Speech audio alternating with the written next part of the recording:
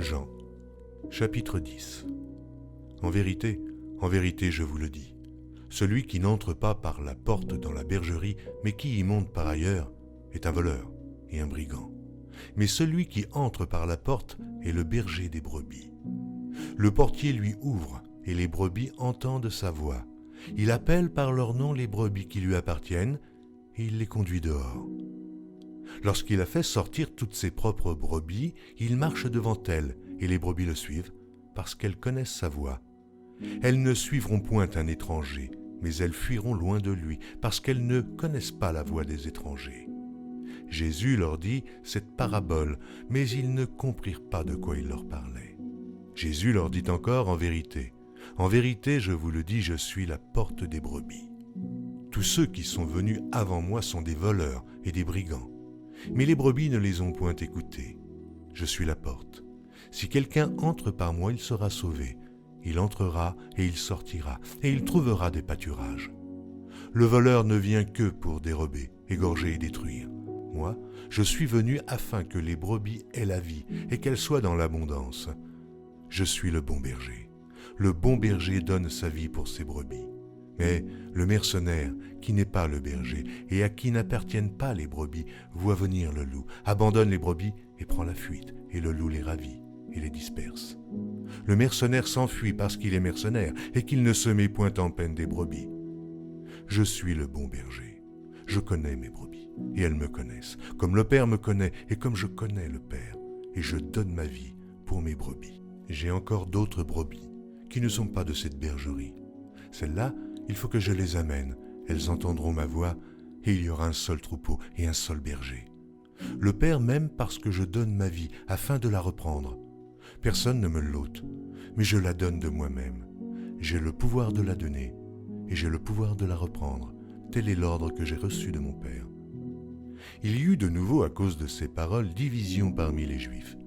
Plusieurs d'entre eux disaient « Il a un démon, il est fou. Pourquoi l'écoutez-vous » D'autres disaient « Ce ne sont pas les paroles d'un démoniaque. Un démon peut-il ouvrir les yeux des aveugles ?» On célébrait à Jérusalem la fête de la dédicace. C'était l'hiver. Et Jésus se promenait dans le temple, sous le portique de Salomon. Les Juifs l'entourèrent et lui dirent « Jusque à quand tiendras-tu nos esprits en suspens? Si tu es le Christ, dis-le-nous, franchement. » Jésus leur dit « Je vous l'ai dit, et vous ne croyez pas. Les œuvres que je fais au nom de mon Père rendent témoignage de moi. Mais vous ne me croyez pas, parce que vous n'êtes pas de mes brebis. Mes brebis entendent ma voix, je les connais, et elles me suivent. Je donne la vie éternelle, et elles ne périront jamais, et personne ne les ravira de ma main. Mon Père qui me les a donnés est plus grand que tous, et personne ne peut les ravir de la main de mon Père. Moi et le Père, nous sommes un. Alors les Juifs prirent de nouveau des pierres pour le lapider. Jésus leur dit « Je vous ai fait voir plusieurs bonnes œuvres venant de mon Père. Et pour laquelle me lapidez-vous » Les Juifs répondirent « Ce n'est point pour une bonne œuvre que nous te lapidons, mais pour un blasphème, et parce que toi, qui es homme, tu te fais Dieu. » Jésus leur répondit « N'est-il pas écrit dans votre loi, j'ai dit, vous êtes des dieux ?» Si elle a appelé Dieu ceux à qui la parole de Dieu a été adressée, et si l'écriture ne peut être anéantie, celui que le Père a sanctifié et envoyé dans le monde, vous lui dites tu blasphèmes. Et cela parce que j'ai dit je suis le Fils de Dieu. Si je ne fais pas les œuvres de mon Père, ne me croyez pas. Mais si je les fais quand même, vous ne me croyez point. Croyez à ces œuvres, afin que vous sachiez et reconnaissiez que le Père est en moi et que je suis dans le Père. Là-dessus, ils cherchèrent encore à le saisir, mais il s'échappa de leurs mains.